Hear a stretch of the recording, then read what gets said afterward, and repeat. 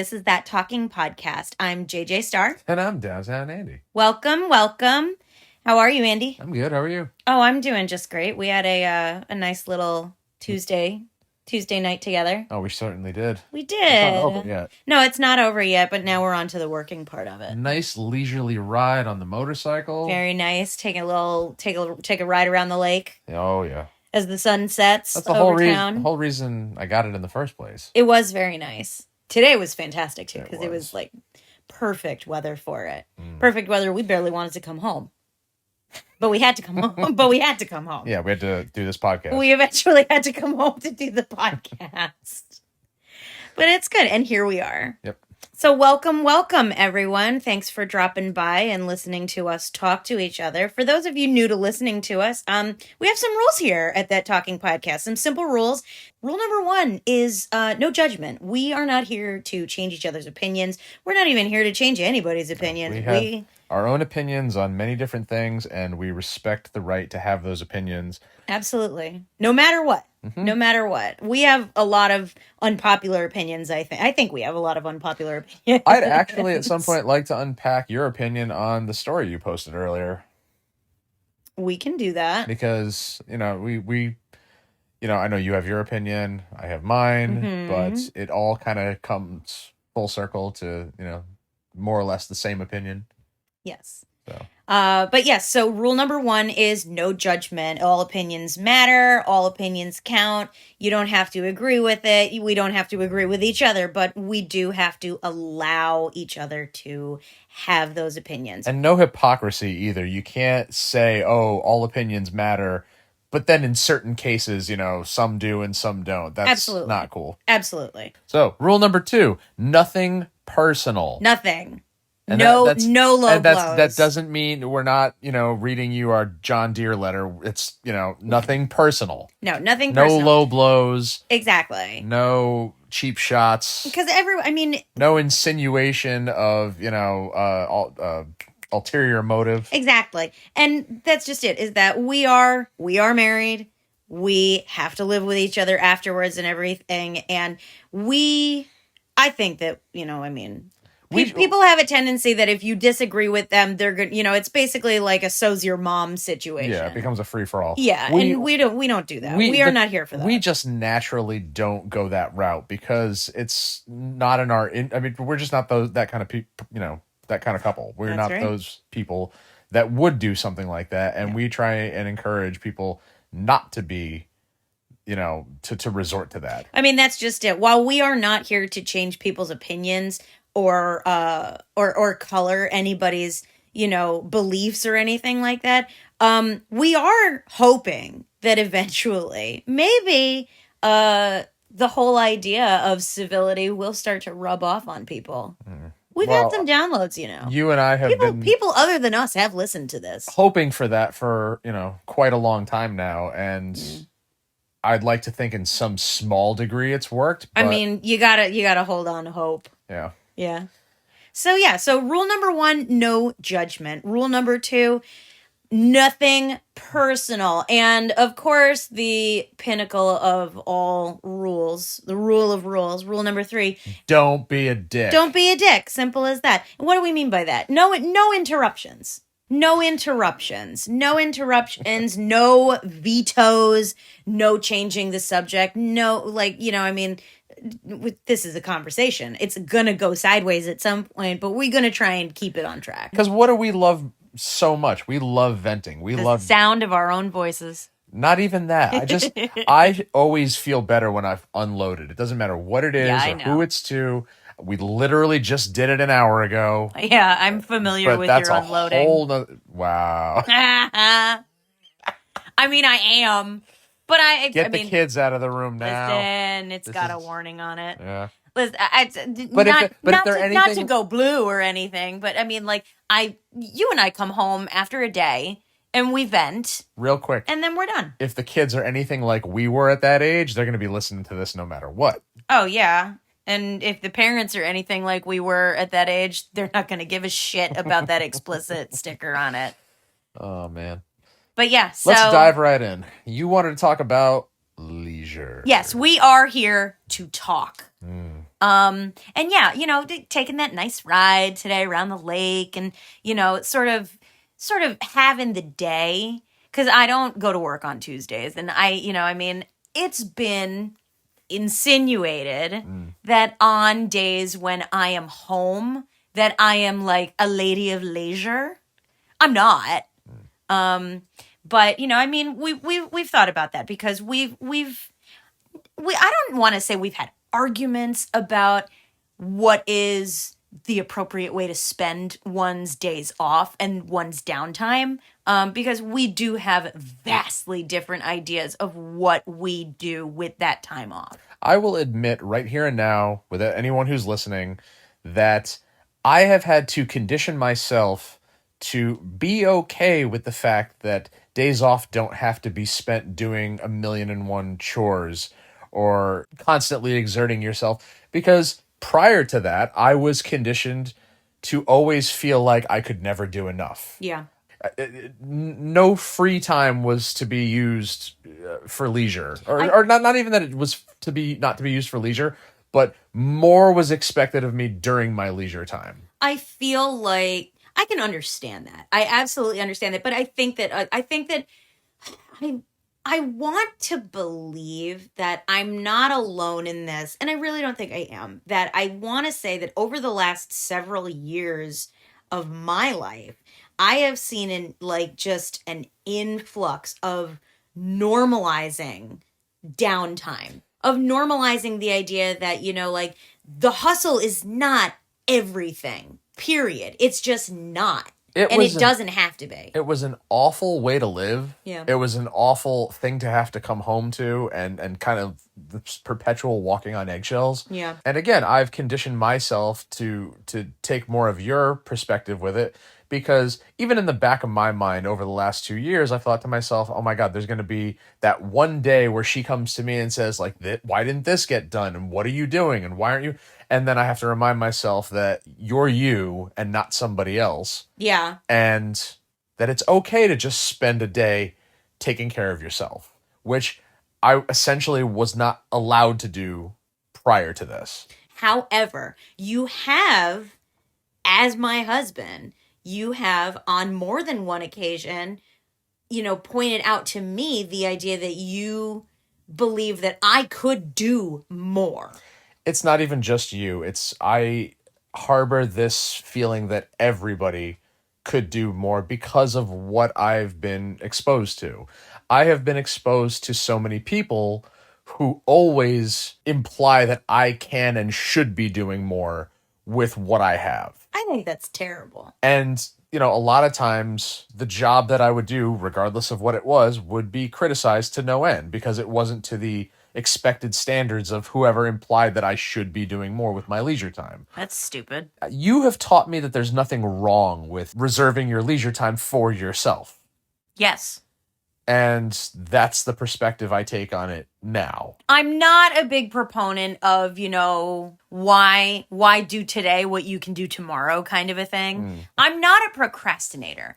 I have been, you talk about how you've been conditioned by people. I have been conditioned by people to truly believe that, what everyone wants to call self-care nowadays is selfish. That the idea of taking time to reset yourself and to restore yourself is in fact selfish. So it's not even that I will push myself that I will push myself past the point of taking care of myself. I will take care of myself and I will take that leisure time for myself, but I will also feel guilty about doing it. Well, honestly, that was my perspective in the beginning of our marriage. You changed my mind.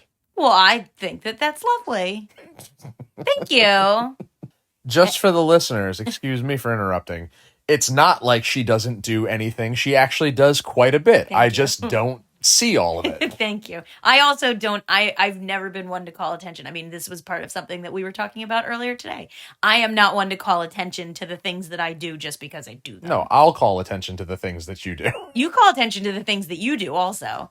Well, why don't you take this time to let the audience know what your sole interests are? that you spend your leisure time indulging in? I mean, I spend as much of my downtime doing absolutely nothing But get as I specific. can. What do you what this is something I ask people all the time because I'm genuinely curious. What are your interests? What are your hobbies? What gets you excited? What makes you happy? See, What and is something you can never get tired of doing? that's just it, is that it's weird. Like, I will answer that question, but it is odd to me to refer to it as a hobby. Because people have asked me for years, what do you do for fun? And I'm like, I don't fucking know. I don't know what I do for fun because I feel like I really don't do anything for fun. I do things because I enjoy them. I read a Well, lot. that's it. That's Yeah. where, Yeah, this I read a lot. I enjoy reading. I enjoy, I enjoy soaking in a hot tub. I enjoy looking at the birds outside. And, I just enjoy being able to relax. I enjoy R&R, period. I just do. And when I have a day off where I legitimately don't have anything going on, no work, no appointments, no doctors, no shrinks, no nothing. It is hard sometimes, honestly, to even do some of those things because I am so wound up and I am chronically ill and it is one of those things that not everybody understands, but like there are some mornings that I wake up and despite having the energy to do stuff, putting my mind into action to really do it. Like, I have a stack of books sitting right next to me so right do I. now. You do too. But I have a stack of books sitting right next to me that I could just as easily just roll over, grab, open up, and start reading. And I could spend hours doing that. But even that sometimes is just sort of like, ugh, I don't know. I don't know if it's necessarily that I've lost interest in things, because I don't think it is. I I think it's certainly have. you've lost interest in things. Hmm. But I mean, why? Age, not being able to do them with another person. I mean, you've seen me sitting here on my phone many a times Yes. playing my favorite games, but that's because of the fact that being able to do it with another person in person is not always readily available. And that's upsetting to me because I don't want to have to play games on the internet. I mean, I prefer to have that interaction where you can talk to somebody, where you can just bullshit about anything while you're doing what you enjoy.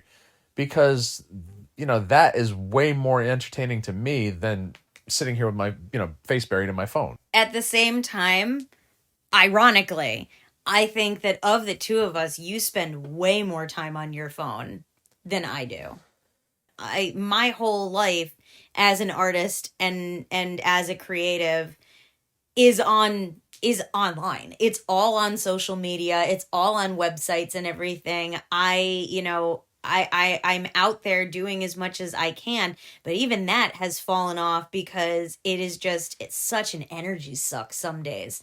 And I don't want to. I don't want to be on my phone. I truly don't. I mean, I've said for years, people have asked me, like, did you see this tweet? Did you see this? Did you see this? Oh, you followed this one, right? It's like, trust me, I didn't fucking see it.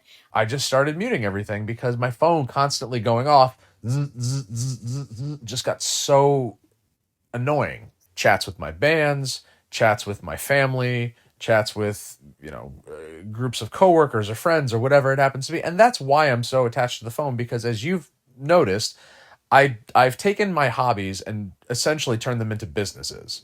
See, and excuse me for interrupting, but that's exactly why I have a hard time telling people when they ask me what I do for fun. I don't. I don't do stuff for fun. I do stuff to make money. I do stuff for that's work. just it. The things I'm most knowledgeable about are the things that I treat as hobbies. Yeah. So I've, over the last 10 to 15 years, turned them into business because people would always say to me, why would you buy something if you're just going to sell it? And I say to them, because the things that I buy for myself still retain enough of a value to where I can make some money if I sell it. And then that finances the next purchase and the next purchase, and it just keeps going. I never take a hit. So I always end up getting the things that I've always wanted, or at least getting to experience them for a short time on my way to the next thing that I've wanted to experience. And, that affords me a lot of opportunities that I probably wouldn't have had otherwise. But if I'm glued to the phone for such a long time, it's because I'm either communicating with people that aren't, so close by, or I'm making plans, with the band, scheduling gigs, scheduling practices, things of that sort. Okay, here's a good question. Do you consider it downtime if you are in fact using it to be productive? Because of the ways in which I've been conditioned by various people I've interacted with in my lifetime, I'm always trying to maximize everything, every bit of time that I have, every opportunity that I have, just always trying to make the most of every situation. Because that's personal fulfillment to me. It's fulfilling? Under certain circumstances, sure. But do you, if you are spending all of this time being productive, are you in fact taking leisure time? I would go so far as to say no. I just don't. I will never understand people, including you. I will never understand the idea of I have this time, I should be filling it with something. It's like people have told me for years now, people have told me that I'm doing vacations wrong. Apparently when you work, 40 to 60 hours a week and you take a vacation, what you are supposed to be doing is going somewhere where you can spend every waking minute of that time away from work doing things.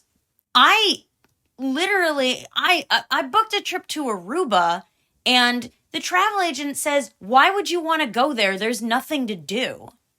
No shit. I spent my whole fucking life doing things. My idea of a vacation is to stop doing them. I don't want to go somewhere that requires an itinerary. See, now you know how much I value our Saturday mornings when we actually have them. When we have them, yeah. Because, you'll sleep in. I'll make sure the dog gets taken care of. You usually do. Oh my God. Am I there for it? I don't remember the last But we've time had I this slept conversation in. a lot Crap. of times where you're not entirely sure as to why Saturday is so important to me. For the record now, Saturday, at least for the majority of our lives, was always the day. No school, no work. You're home. You can go at your own pace, do what you need to do, when you want to do it, how you want to do it.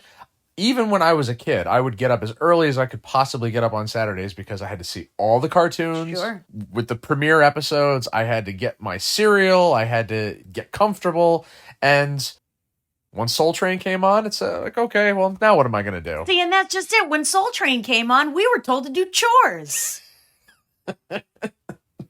In my house, that was it. You got up as early as possible in my house so that you were the first to the TV. That's why we got up early. But when doing the chores, did you do them in a Soul Train line? I did not. I can't speak for the rest of the people in my house. Oh, there's going to be a conversation between me and your mother and maybe your sister. There's going to have to be now because I think we're going to have to find... I'm sure there's a photo somewhere. I don't know. I remember what downtime used to be like. My leisure time, my weekends, if you will. But it was mostly cartoons in the morning, then chores. And then once that was done, my mom and dad would probably want to use the TV. So I would just go to my room and I would, teach my stuffed animals how to read. And then we're back to books. See, it comes full circle. And getting back to our rules, there's nothing wrong with that. People have gotten mad at me for asking what their hobbies are. And again, they don't have any. Even watching TV could be a hobby, but I'm genuinely curious to know because I'm super excited to talk about my hobbies and the things I enjoy doing for fun. When I tell people that I enjoy reading as much as I do, the first thing they ask me is, have you read A, B, and C? And they are always like bestseller contemporary fiction. And the fact of the matter is not only no, have I never read them, no, I don't want to. I would rather read, if I'm going to read fiction, first of all, it's going to be at least 200 years old. But you put someone's memoir in front of me, someone whose life I'm truly interested in, and I will snatch that right up and enjoy the shit out of it. And that is where you and I have yet another thing in common. From as early as kindergarten, I've always been interested in people's lives. So much so that, we had the quote unquote library class on Tuesdays. We'd go to the library, we'd take home a book. Yeah. And I always went for the biographies. Everyone else was going for whatever was geared towards our age at the time. And they had a whole biography section because at the time my dad was watching A&E biography every night. And so that was what propelled me to do that because, and to this day, you see me Wikipediaing every actor in every show or IMDbing because I want to know who they are, where they're from, when they were born, when they died. You do love that what rabbit else, hole. What else they've been in. You do love that rabbit hole. I get lost in it so often because... But I can't get you to read a book.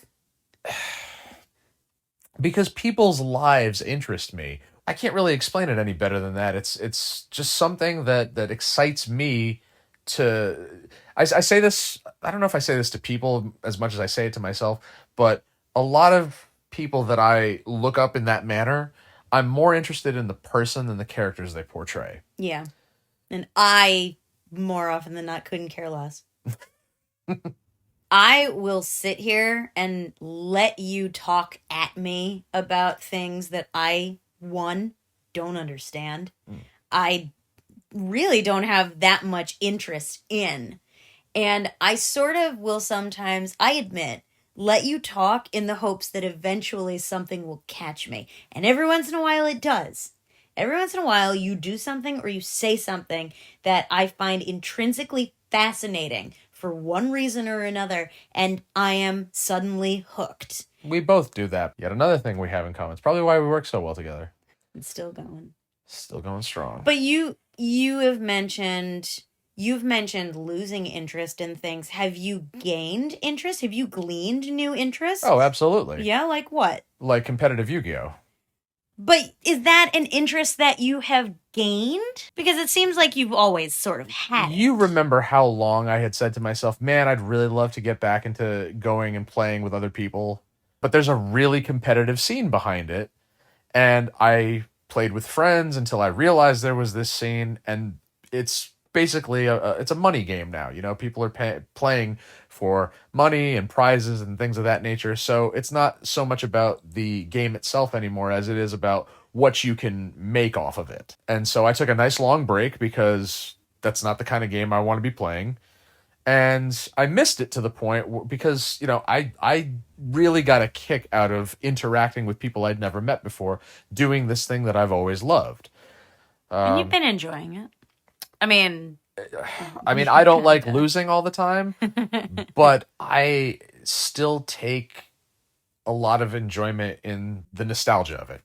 And being around people who do share that interest. I mean, you and I have played Yu-Gi-Oh! Together. Yes. And you and I play in such a way that it is really not competitive. I've told you a million times, not even just with Yu-Gi-Oh! Any other game that we've ever played, I don't care if I win. I don't have to win. I don't have to beat you. I don't have to show how good I am. Just the one-on-one doing it, that's what I'm interested in. A lot of people think, well, I'm not going to bother going if this person who can afford $1,000 deck is just going to keep killing me every week. Yeah. And I understand that. I've tried very hard to orchestrate casual nights to no success because a lot of people are just so hooked on the money aspect of it now. That's a lot of it. I mean, people really these days, and I think this goes hand in hand with what we've been talking about the whole time, is the idea that people don't see the benefit of doing things for enjoyment, especially if there's no money involved. Mm-hmm. If there's no payout in the end, why bother? Which is why I think people like me tend to get criticized for not wanting to do a lot of things. I would rather enjoy my peaceful time being peaceful. I'd rather keep it peaceful because every other moment of my week is so hectic and it's so overwhelming sometimes, and it's exhausting. It's exhausting to deal with people and responsibilities and everything. And I take the opportunity to enjoy myself as much as possible, and particularly when days are hard. I've become very good at identifying what will fulfill me. I have done a lot of work on my own self-awareness to be able to get to a point where I refuse, and I guess in the same vein as life is short, but I have gotten myself to a point where I do not see the reason behind wasting time on things that do not spark joy. And that is why, and I don't begrudge you or anybody else all of the things they want to do, but I am not. I mean, I'm old, and I'm a grown ass woman. You're and only 40. I have gotten to a point, yes, and since I turned 30, I got to a point where I realized that I do not have to do things just because other people like it. Absolutely. And the fact that it took me until I was 30, kind of pisses me off a little bit. But it hit and it stuck. And now, I don't succumb to any of that. I don't, even if you, my beloved husband, want to do something that I do not want to do, I will just say, no, thank you. Mm-hmm. And I've learned to accept that. Exactly. And that's just it, is that you, unlike a lot of people that I have known and been involved with, will just go ahead and do it. Like, you are not going to sit here and say, well, if you're not going to do it, then I can't do it either. And then all of a sudden your life is pathetic because, it's based solely on whether or not I'm there to hold your hand. On the flip side to that, I have a really hard time allowing myself to take interest in something that you want to do or want to show me until we're actually in the midst of it, because there have been, and I want to say this for the podcast, so many things that you have introduced me to that I say that I've gone into it blind, because I wanted to go into certain things blind to see what my take on it would be. There have been concerts, there have been movies, Broadway shows, things that you have planned for us to do on our leisure time off together, where I those are things that I constantly think back to when I'm alone in the truck driving along and think, that was awesome. Like, why can't I be doing that right now? Oh yeah, I'm working. Do you ever think about the things that you really did not enjoy? Such as? Such as taking you to all of the Shadowcast? Yeah, like the Rocky Horror Shadowcast. Listen. Or the live interpretation of The Legend of Sleepy Hollow, or any of those movies that you have slept right through. The live interpretation wasn't bad. The only reason I didn't like the Shadowcast is because people directly behind me were yelling in my ear. That's what they do. But they were directly behind us. Do. And you want to tell them about how I've fallen asleep at the things that I've taken us to? If there is a stage or a screen involved, I cannot. I mean, even you used to fall asleep when we would watch movies on the sofa. Movies that you put on. I know. Movies that you selected. And was like, hey, I got an idea. Let's watch this movie. And then just start snoring. Only nowadays, now you snore with your eyes wide open. All right, we might have to make this a two-parter. No, we're gonna cut this down and everything. Yeah, because I like a lot of what we've. Yeah, we're gonna cut this down to keep it on point. But yeah, well, that was a good talk. That was a good talk. I feel like I think we understand each other really well. Well, we knew that. I mean, yeah, but now our listeners do. Yeah. Because this is I think to some a really weird glimpse through the peephole of our lives. I mean, you and I are open books. We are. You can take us or leave us, and yeah. To quote Walter Cronkite, that's the way it is. Literally no regrets at all. Like, You are an English major, yes? Several degrees in English, yeah. Questions, comments, suggestions, anything you can think of. Like, comment, share, subscribe. Absolutely. And tell all your friends. Do everything you can to help us grow this podcast, because the more you help us, the more content we can put out for you guys. And the less we have to go to work. Thank you for listening to That Talking Podcast. This has been a real blast. We are on social media. Find us on Instagram at DTAndy and JJ Star. Find us on TikTok and YouTube. Most importantly, tell your significant other, because we have facilitated a conversation as a married couple. Hopefully this will allow you to facilitate conversations with your significant others and open up the dialogue for more meaningful things to come. And more civil conversation, please. Let's all keep it civil, because that's what we're here for. We're here to spread the word that you can talk about whatever you want to talk about in a nice way. Mm-hmm. You can disagree in a nice way. We didn't slit each other's throats or... Not this time. Not this time. But there will be more coming. Thank you to Downtown Andy for the guide for the use of our theme song. Thank you so much for that. Thank you to JJ Star for doing the editing, because God knows I would do a piss poor job.